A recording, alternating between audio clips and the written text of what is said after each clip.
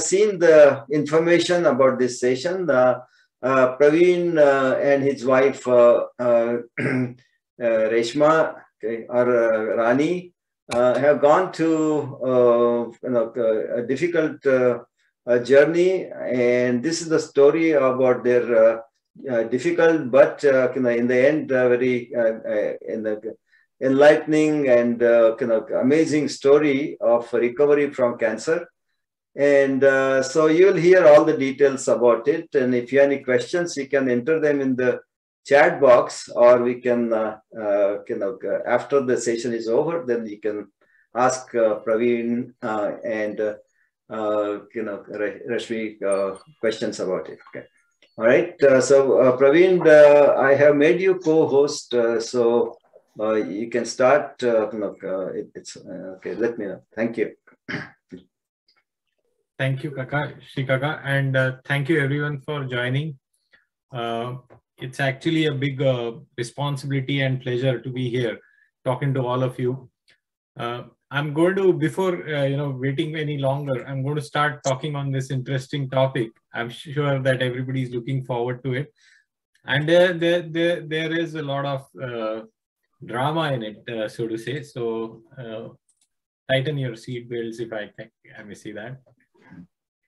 So I'm going to be also presenting a small, I've created a few slides so that we can anchor the conversation very specifically to some of the points that we'll be covering in this whole journey.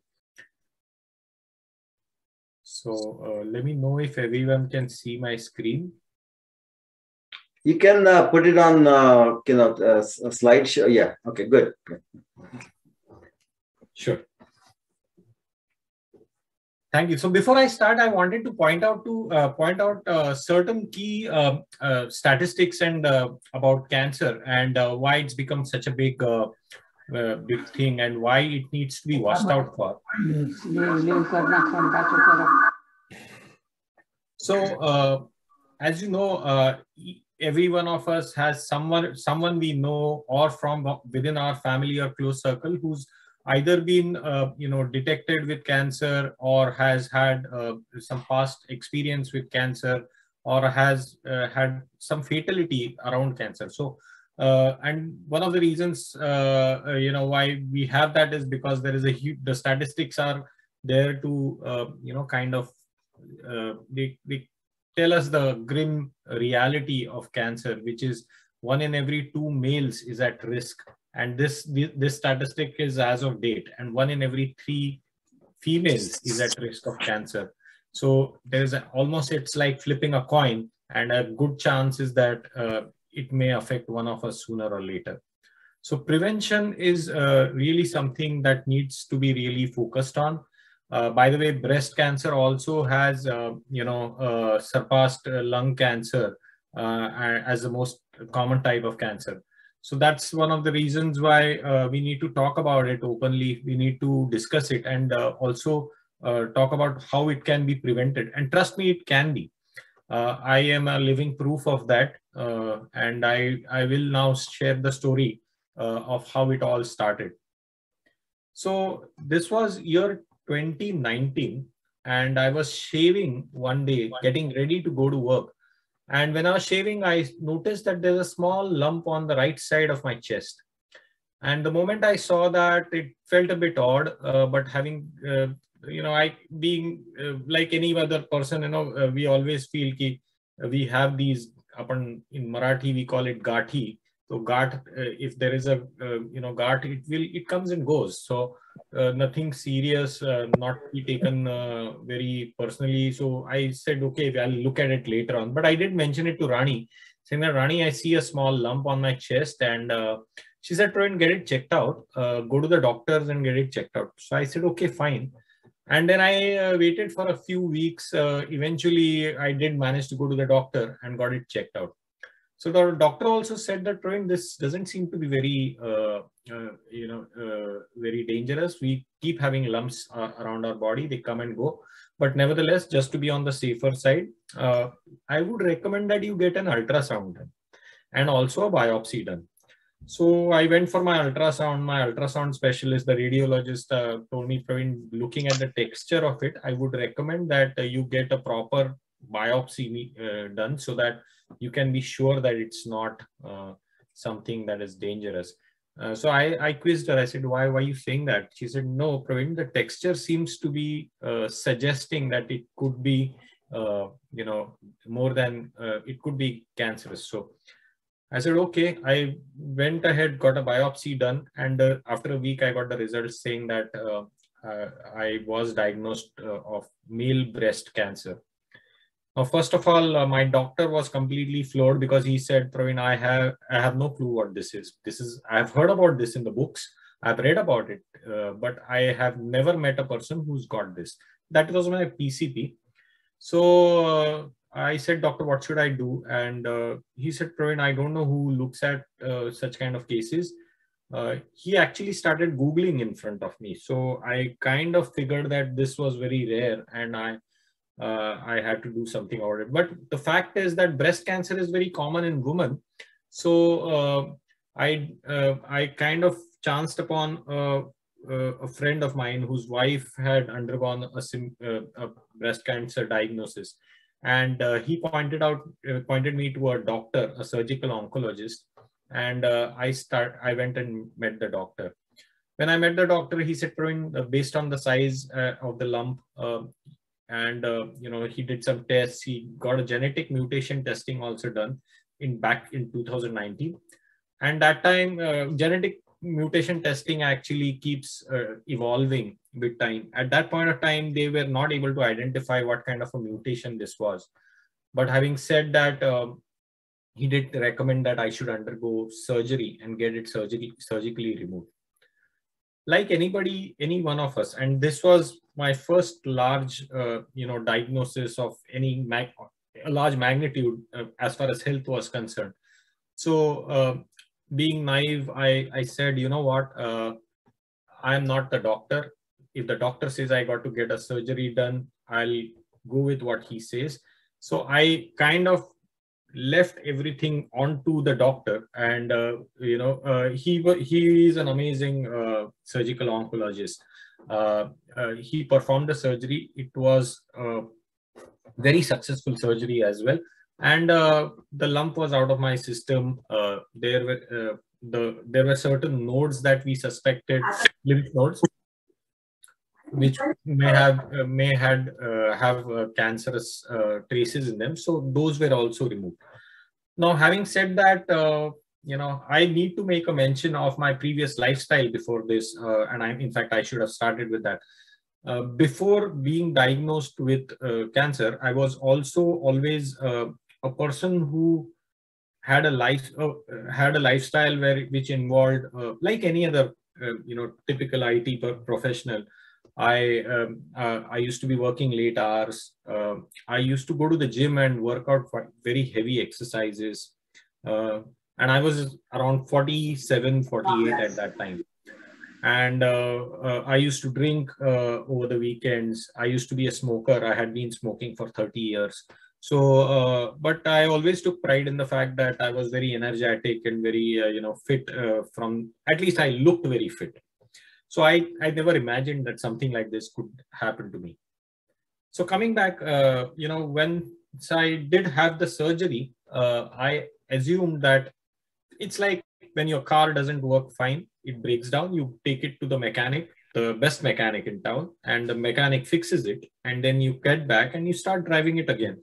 So I did exactly that. I had the surgeon, the oncologist, do what he could. And once I was back from the surgery, it took me a few weeks to recover. And after that, I was back to my old lifestyle.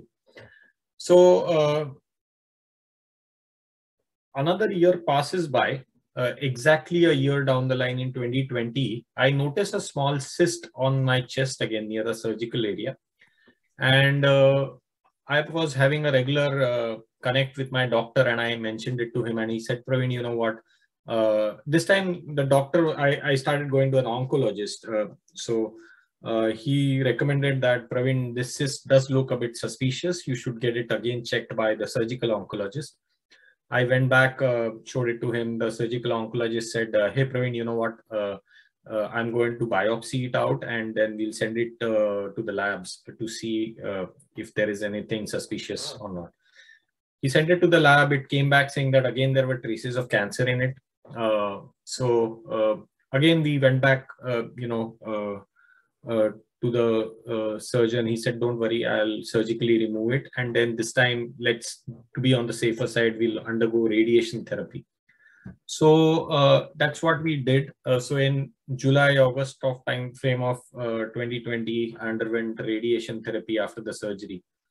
So that was the first recurrence, which again, I went to the doctor, just like we take our car to a mechanic. I got it fixed and then I was back. Again, I went back to my old lifestyle, as always, until then, I was really not taking charge of my health on my own. I was thinking, it's my body. My doctor says this, I need to do that. I need to take my medicines. So I kind of outsourced my problem, my health, to the doctor and to YouTube and to all the pieces of information that I was getting from all over the internet and the social media channels. So I came back again, to my old lifestyle. Sometime around early part of last year, I remember it was Valentine's Day. My kids had cooked a beautiful dinner, and they're both teenagers. So they said, we're going to give both of you a dinner party. So they cooked food, and after that, again, I had my wine glass in my hand, and suddenly I started feeling a bit uneasy. I told Rani that, Rani, I'm not feeling too good. She said, go and take some rest. So I went and I slept early that day. The next day onwards, my uneasiness kept increasing to a point where after about a week, I was not able to breathe properly. So we suspected this could be COVID. We went and got ourselves checked, and obviously all of us had COVID. So we quarantined ourselves, and then I hope that the breathlessness will slowly subside. All the other symptoms of COVID, fever and all that, they subsided. Everybody got well again, but my breathlessness wouldn't go away. So I continued, to bear the brunt of that for some time. But then came a day when my breathlessness got to a point where I couldn't even climb a flight of stairs. That's when I went to my PCP again. And this time the PCP said that the moment she checked me with the stethoscope, she told me that, Pravin, your right lung, for some reason, I can't hear it properly. I think it's not working. It probably is collapsed. So you need to go to the ER right away. And she warned me. She said, Pravin, don't take this lightly. Don't go home thinking this will get okay. I'm telling you, you have to go to the ER. So I said, fine. Rani drove me to the ER. We went there. They got scans and x-rays done of me and my chest.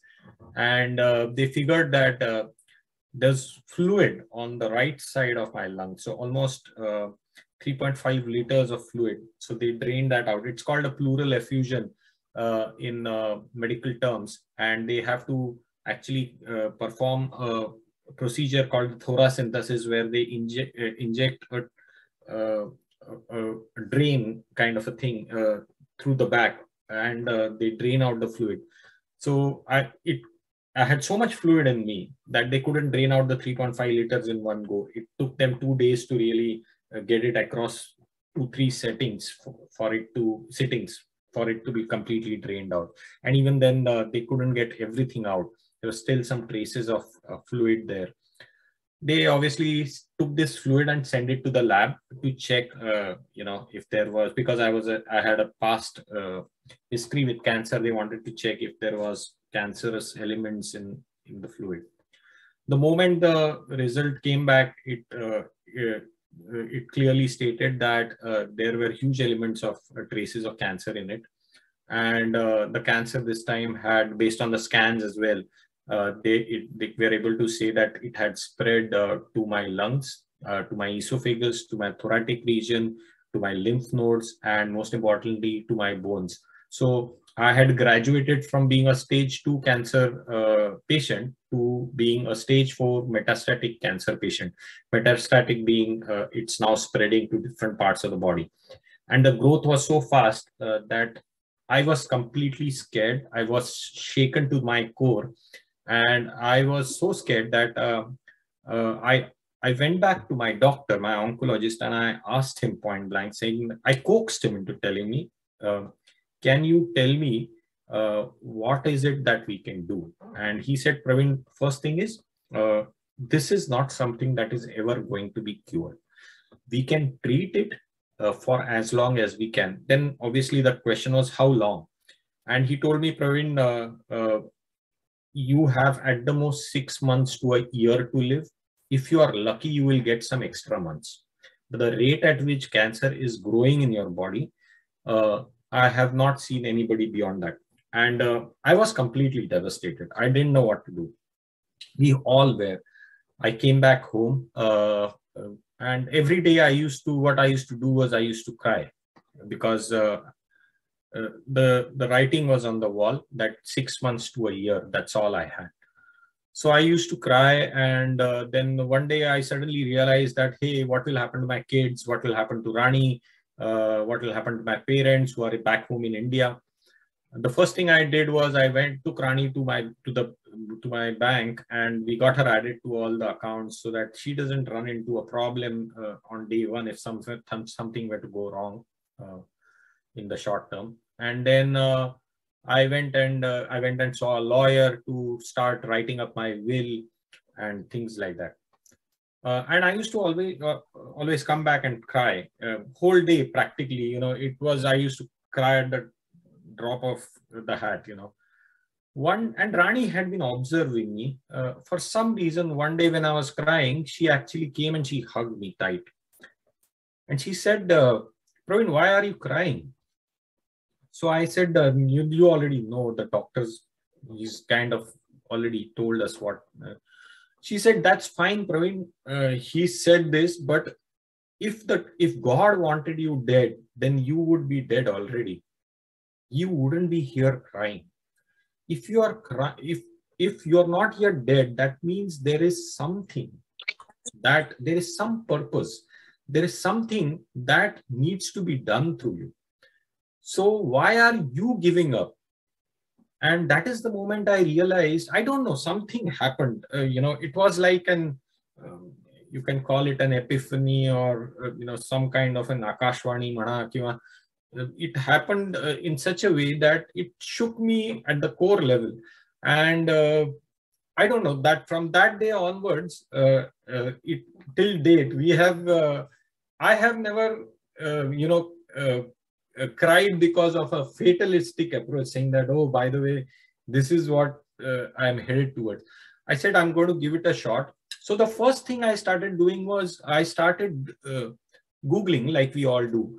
And at that point of time, the first thing that came to mind was when I was Googling, I saw a video by a gentleman called Vishwaroop Chaudhary. He is very well known in India, and he comes up with a diet called as the DIP diet, which is he had a specific diet for stage 4 cancer patients. And when I looked at the diet, it essentially talked about having organic food, vegetables, cruciferous vegetables, which had cancer fighting elements and properties in them. And then, I immediately told Rani that, Rani, I'm going to have this food, from now on. And so for a week, 2 weeks, I think, I completely went on that diet because it was a completely pure organic vegetarian diet, vegan diet. So obviously I had nothing to lose. It's not going to harm me in any way. And when I started on that diet, we also started saying, what else can we do? So Rani told me, Pravin, I don't like the doctor saying that you got only 6 months to live. If the doctor has made up his mind, then he's obviously not the right guy for you, because he has already decided for you that it's 6 months to a year. If you're lucky, you will get a few extra months. He's given up. Yeah, he's given up on you. And she said that's not a good situation to be in. So that kind of made sense. She had actually told me earlier as well, but I had always, the fear of change, was something that kept me from doing that. So the first thing we did was we moved my entire care to Memorial Sloan Catering. And when I did get enrolled with them, I was able to pick my exact doctor. And I did some research around that from the internet, from people I spoke to. And she was very highly recommended. The moment I got enrolled with her, I said, what else can I do? And then one of my friends, his name is Zarir Patel, he's in India. He had heard about my case and he called me. He said, hey, Pravin, I'm so sorry I heard about this thing. I'm not there with you to, help you logistically, take you to the hospital, get you back and stuff like that. But I can do one thing for you. I'm going to research cancer for you.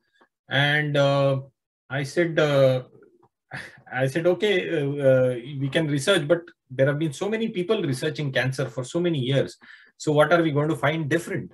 He said, oh, Pravin, that's for us to find out. Let's start at least. And he started researching cancer and he started sharing certain bits and pieces of information. Incidentally, another friend of mine, his name is Pratik Mathur. He gave me a book called The Only Answer to Cancer by Leonard Coldwell. And he had some 385 ideas by which you can overcome cancer through natural ways. Now that got me thinking, and they both the book as well as Zarir's insistence got me also interested in the research part of it. And as we started researching and as I started changing my diet, and as my doctor was on a separate track, she said, Pravin, go and get your genetic testing done again. But I said, doctor, I did it 2 years back. Nothing came out. She said, Pravin, genetic testing keeps evolving. There are new genes that we kind of know about. So please go ahead and get that testing done. I did go ahead and get it done. And we came this time, we were able to identify the exact mutation type that was happening in my case. So science had progressed in the last 2 years. So one advice to people who are undergoing cancer is that please continue checking up with the doctors on genetic testings, because science is evolving at such a speed that there are new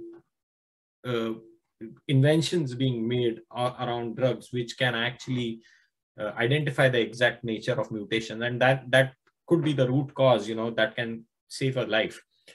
In my case, they did find the mutation, but they were still not very sure whether they didn't have any medication or a treatment plan for that kind of a mutation. My doctor told me upfront, Pravin, there is only one drug available. If you take this drug, and if it doesn't work, I don't know what else can be done. So I don't want you to go to that, use up that option straight away. I would recommend that we look for clinical trials which are specific to this type of mutation. And she was able to identify one, which she asked me to consider to get enrolled into. And I went ahead and got myself enrolled. Now, all this while, so there are two tracks happening. One is the doctor, she's getting me onto a clinical trial. And the other track is I've started following Mr. Bishwaroop Chaudhary's completely vegetarian diet. My friend is researching cancer. I'm reading the book on cancer. And my friend also recommended that his wife had overcome diabetes, by following a certain type of diet, and there was a nutritionist whom she was, kind of consulting. So I said, can we get the nutritionist on board? And we spoke to the nutritionist. His name is Omkar Chincholkar. He's based out of Pune. And he told me upfront, Pravin, I don't know anything about cancer, but I'm willing to explore it with you guys. So me, Zarir, and Omkar, we started researching around cancer together. Now, incidentally, what also happened was that we came across, the first fact that I came across is that cancer cells essentially breed on oxygen and on, breed on glucose and on glutamine. So, and there are studies around that. There are some, people who refute this, and at the same time, but I said I've got nothing to lose. If sugar is something that I need to avoid, then let me go to all kinds of sugar that are out there in my food and start weeding them out of my consumption. They should not be had at all. So I started then, and the nutritionist helped because he started explaining that, Pravin, carbohydrates are the main source of glucose or sugar, so to say. So we got to reduce the amount of carbohydrates in your food. That will limit the sugar itself. So one is cutting out all forms of cane sugar, but the second aspect is cutting out all form of carbohydrate itself. And then my food plate started changing. It was only vegetable based, and I'll actually in the further slides will come to that. Now, when all this was happening, my doctor came back and said, Pravin, for this clinical trial, there is a prerequisite. We need to really know what is the rate of growth of this cancer in your body. So right now, whatever medication you are on, you would have to actually stop taking all that medication for a period of 5 weeks. So I said, okay, it was a risky thing because as it is, the rate of cancer, and as you can see from the screen, was so high that within 2 years, it had gone from a small lump to all over my, abdomen and chest area. So not having any medication for 5 weeks was a scary thought. But then I trusted her, and at the same time, we needed to get on the clinical trial any which ways because I had no other options. The other option was just that one single drug which was available. So I said, okay, fine, let's go with the 5 weeks of not having any medication. They call it the baselining period. And during this baselining period, before the 5-week period starts, they actually take a PET scan. And after the 5 weeks, they take another CT scan or PET scan. And then they compare it to see what is the rate of growth of the cancer. And then after that, they decide on the dosage of the clinical trial drug. And then they keep monitoring. So during this 5-week period, the only thing I was doing was having that vegetarian diet. And when I say vegetarian, I was only having boiled vegetables, cruciferous vegetables with cancer-fighting elements in them. I was cutting out everything that had carbohydrate in it. There was no rice, there was no chapati. The only thing was in our Indian cooker, we were cooking 8 types of vegetables which were cruciferous in nature, giving it a couple of CTs. And I used to just have salt sprinkled on it. That salt was also Himalayan salt. And I was consuming that. Now that after the period of 5 weeks, I go back with a huge boulder on my chest, thinking I don't know what has happened. Probably my cancer has now multiplied multifold times. And the moment they do my PET scan, and after 2 days, I get a call from my doctor, and she says, Pravin, what are you doing? And I say, what do you mean by that? And she says, tell me exactly what are you doing? I said, nothing, doctor. I just am having this diet, She said, no, that's fine. Tell me, what are you doing? Are you taking any medication? I said, why are you asking me this, doctor? She said, Pravin, your cancer markers have completely halved. So the values and the sizes of the tumors which I had taken 5 weeks back, they're almost they've started shrinking in huge quantity. So that's why I'm asking you, what are you doing? And that kind of struck me like a bolt. I said, okay, if without any medication, if this thing is working on me, then probably I need to start focusing on doing the natural thing as well as letting my doctor do her, the scientific thing on me. So 2 parallel tracks opened up, and my confidence in the natural thing suddenly catapulted to a huge level. I started, I became very excited about the diet. I started telling my doctor, by the way, this is the diet I'm doing. And she said, Pravin, that's great. You should talk to my integrative medicine practice within Memorial Sloan, and they'll give you some more ideas that you can do. I spoke to them and I started telling them all the things that I'm doing. And they said, Pravin, you're doing everything that we can probably recommend. Continue doing them. And now I'm going to come to what was I doing, because that's really the important part and where the rubber meets the road, right? So one thing I realized during that process was that our human body has an innate capability to heal itself. I'll give you an example. You cut your hand. What happens is, after some amount of bleeding, the clot starts forming on its own. So there was this inherent capability of the body to heal itself.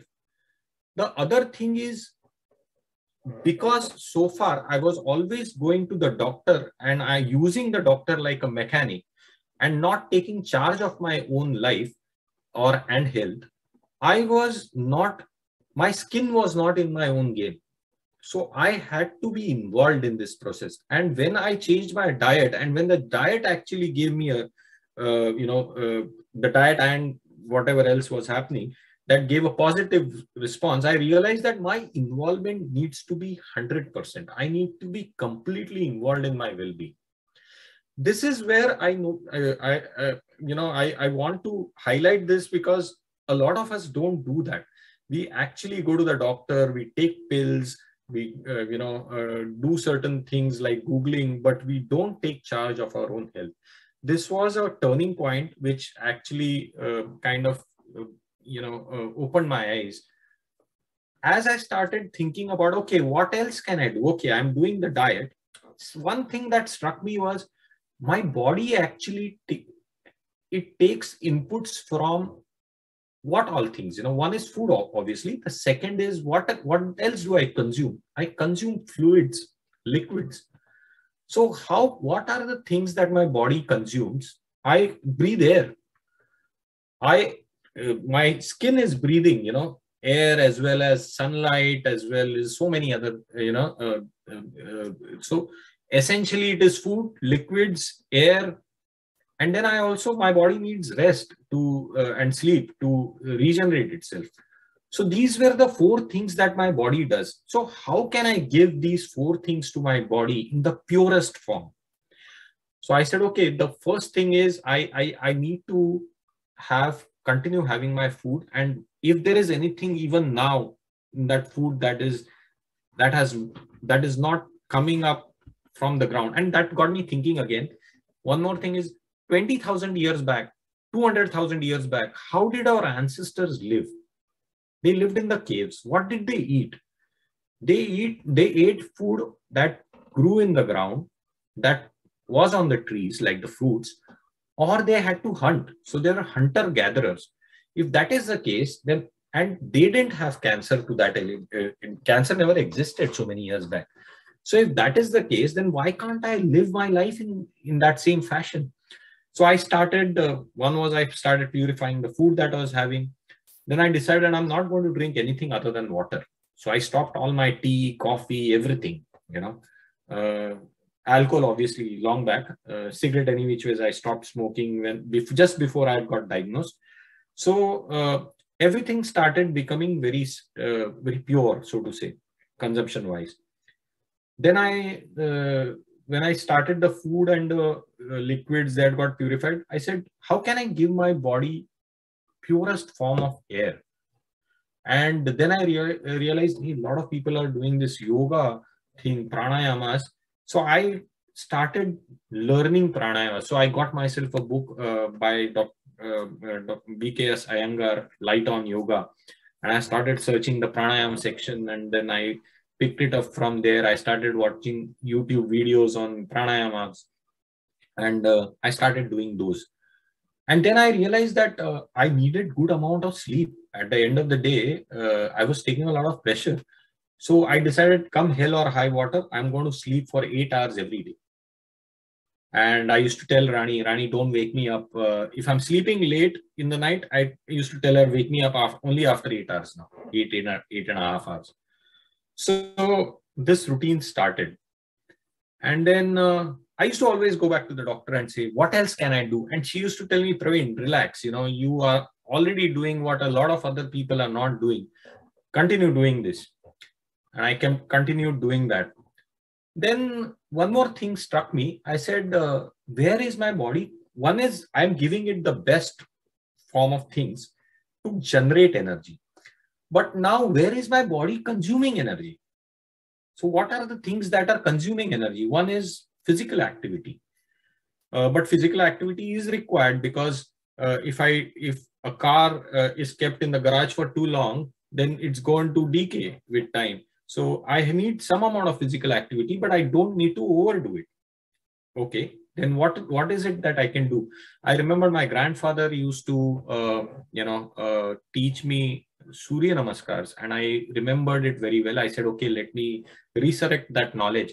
And I went back to YouTube. I looked at a few videos, and me being an engineer, typically what happens is we look at 10 things and then we say, okay, let me qualify which one is really the good one. And then I picked up the one which I felt was I read up also in BK Iyengar's book, and I realized that the right one had so many stances in it and everything. And then I identified the right Surya Namaskara, and I tried doing that. I couldn't even do certain aspects of it initially. Then I said, okay, activity body requires for consumption of energy. The second thing is my mind is always thinking. It's chattering all the time. So what can I do for my thoughts? So I started created a table, of in an Excel sheet saying that what are all the thoughts that are coming in my mind at any point of time. And I started noting them down. What was the thought? How did it get triggered? Did it get triggered because of certain senses, and so on? And then, the thought led to a particular feeling in the body. What was that feeling? When I continuously think about the same thought, what is the belief that gets formed? And when I continue having these emotions, what does it make me feel? How does that feeling increase? So I started jotting this down in an Excel sheet. And every day I used to identify. And then I realized so many thoughts about myself. By the way, our body roughly has close to 3 thoughts every breath we take. And we take around 12 breaths. Some people more or less 12 breaths a minute. So if you do the math, you're actually having close to 55 to 60,000 thoughts in a day. And I'm actually having 60,000 thoughts. That thought itself struck me, saying that I don't do something as important for me to even think 60,000 thoughts. If I'm consuming energy in so many thoughts, and I'm not really doing anything, because I had taken disability, I was at home doing nothing except this research and everything. So 60,000 thoughts without me doing anything physical in nature just seemed unreasonable to me. And then I slowly started researching around thoughts and emotions, and I came across the fact that I should be meditating, but I didn't know how. But anyway, over a period of time, I figured out how to meditate and so on. Long story short, the food that I'm having these days, and it's on your screen on the left-hand side, raw plant-based food, cruciferous vegetables, very high in omega-3, because omega-3 is actually the reason why you can get rid of inflammation. Most chronic diseases are because of inflammation in the body. And omega-3 actually helps reduce the inflammation. And in fact, that can keep a lot of chronic problems at bay. Low carbohydrate food, a lot of nuts, because they have good fats in them. A lot of berries, because they have huge antioxidant capabilities.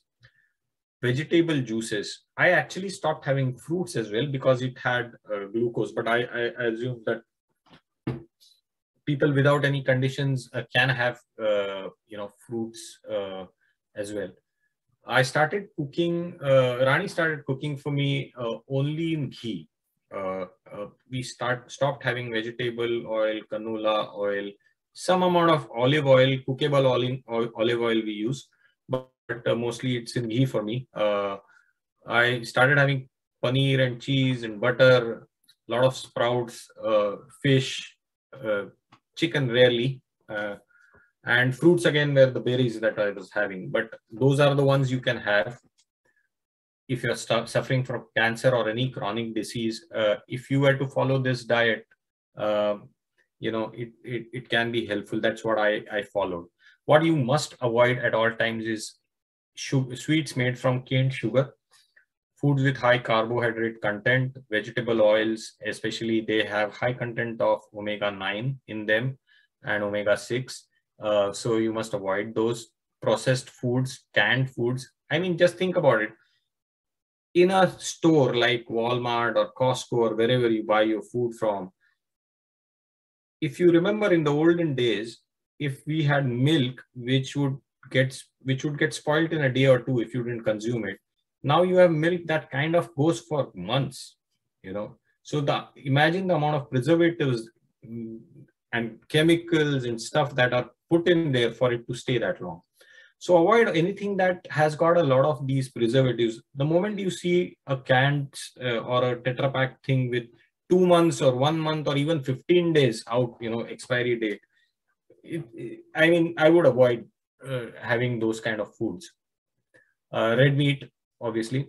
Liquids with only water and green tea. We can actually, I was talking to Shri Kaka and I was telling him maybe we need to have a follow-up session on some of the details on why green tea and what it does. But green tea is very good for people who are suffering from cancer in general also, because it contains an element called ECGC, which actually helps your body from recovering from cancer. Air, as I mentioned, pranayama's activity was Surya Namaskar. By the way, 2 months into the clinical trial, I asked my doctor, can I go for a walk? And she said, Pravin, yes, you can, but take it a bit slow. I slowly started walking. My breathlessness reduced to a point where I was now walking to almost 4 to 5 miles a day. Then I went back to my doctor and I said, can I start running? And she said, yes, you can, but start slow. Today, I am running almost 5 kilometers every day, you know, and then I started meditating, kept on with my rest. And this is what happened really. So this is what my cancer markers. So these cancer markers are essentially the gauge for the doctors to figure out how many cancerous elements exist in your body. The normal range is less than 31. I was at 825 in the month of April of last year. And this was that 5-week period when it had almost got halved. And after that, it has been going down ever since with my diet and my lifestyle changes. Today, it is in the normal range. Same thing with my other cancer marker. As you can see, you know, it has come from 44 with the normal range being 0 to 5. Now it has come, it is in the normal range. All my CT scans show that my my lesions in my body, cancerous lesions have reduced. My doctor has certified that I am cancer free. Whatever lesions do exist now, they are benign and they don't show up as spots on my CT and PET scans. I'm running 4 to 5 kilometers a day. I'm feeling as healthy as I'd never ever felt before in my life. And think about it. I should have been dead by now, is what, as it was proclaimed to be. But here I am in front of you telling you this story, because I can tell you one thing with confidence is that we need to change the way we consume and food and the way we live our lives, the way we think, our thinking patterns, our interactions, and so on. So I have summed up all that I did in this one slide. And I believe these 10 things are the key to a healthy, happy, and cancer-free life. One thing, in my case, I had given up on reasons for living. I had practically believed that I'm dead. So have a very strong reason for living. Take control of your health. The doctors are amazing. Science is amazing. It has improved by leaps and bounds. But at the end of the day, it is your health. It is your life. And if you don't take charge of it, trust me, nobody else will for you. Eat natural organic food. A lot of food that we are consuming today is genetically modified. It has a lot of elements in it, which has got chemical. Think about it. You get up in the morning, you brush your teeth first thing in the morning. What are you putting on your teeth? You're putting chlorides and fluorides. You're rinsing that with water. What does the water have? A lot of chlorine in it, a lot of cleansing agents in it. You take a bath, you go to your table and you have your breakfast cereal. What is it? It's high in carbohydrates. You're having milk, which can stay for 1.5 months. Think about it. We have so many elements around us which can cause problems. Now it is up to us and our own discretion to know what to consume. And I would say that how did our ancestors live is what will guide you, towards the right things.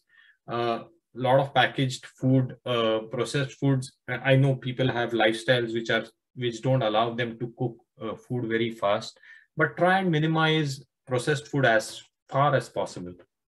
Drink a lot of water. Trust me, our bodies are made more than 70% is water actually. So consuming water is not going to harm you. Have as much as you can. I would recommend at least have a gallon of water every day. Take natural herbs and supplements. Increase your activity. If you don't use it, you're going to lose it. So increase your activity. Get spiritually connected.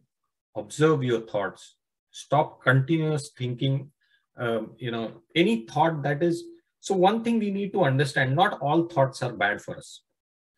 We as a species, as a human species, have come with animal instincts of self-preservation. Our ancestors used to live in those jungles where there could be danger lurking around. There could be some animal which would attack. So they had to be alert and they had to have that self-preservation survival instinct. But in today's world, we live in fairly safe worlds. We are not threatened. So where do we use this survival instinct? We use it in our jobs. We are always thinking, is that person going to do something bad to me? Is that person trying to show me down in my job? And so on. And we get so consumed by these negative thoughts that our genetic expression itself it starts becoming harmful to us. The thoughts that actually stem from a continuous self-preservation survival mode are the ones which are harmful for us, not the other thoughts. So observe your thoughts. If you think your thoughts are continuously around survival, self-preservation, then snap out of it quickly. And to do that, there are a number of ways, like meditation being one of them. Any suppressed emotions, release them. I know we are doing the breathing exercises by Shri Yoga, and trust me, they help a lot for releasing suppressed emotions, especially some of the chakra exercises that we do.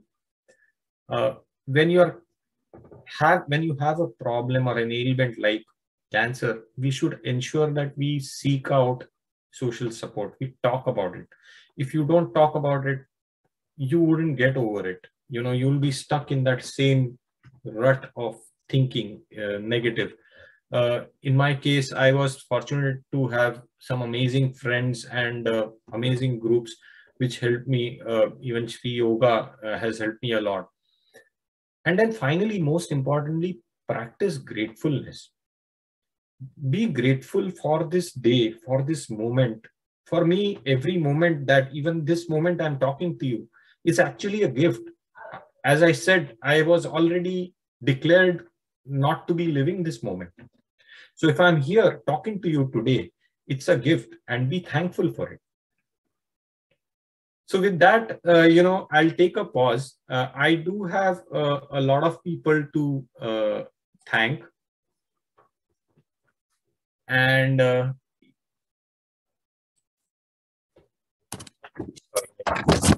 shut off my, just give me. So I wanted to share that I'm grateful to some people, and the first of them is God, for every single moment of this amazing life, for protecting me, for guiding me, for directing me and correcting me. I didn't always stick with him, but he stuck with me always. I'm grateful to my beautiful wife, Rani, for believing in me even when I had lost faith in myself. I'm grateful to my beautiful children, Jui and Siddhanth, who despite their young age demonstrated wisdom and courage like no other, always smiling and never showing fear, grief, or sorrow. I'm grateful to my parents who showered countless blessings, prayers, and infinite love on me. I'm grateful to my sister, my brother-in-law, and my cousins who went traveling to remote places in the Himalayas searching for herbal medicines for me. I'm grateful to my friend Zarir for researching cancer and subsequently triggering the spark of research and exploration within me. I'm grateful to Vitthal Dada Jangle for the gentleman that he is and for introducing me to Shri Yoga. And finally, I'm grateful to Shri Kaka for giving me this opportunity to share my journey in this wonderful group so that I can help someone, anyone, everyone who are in the call today to hear, learn, and then share the miracles of a healthy lifestyle.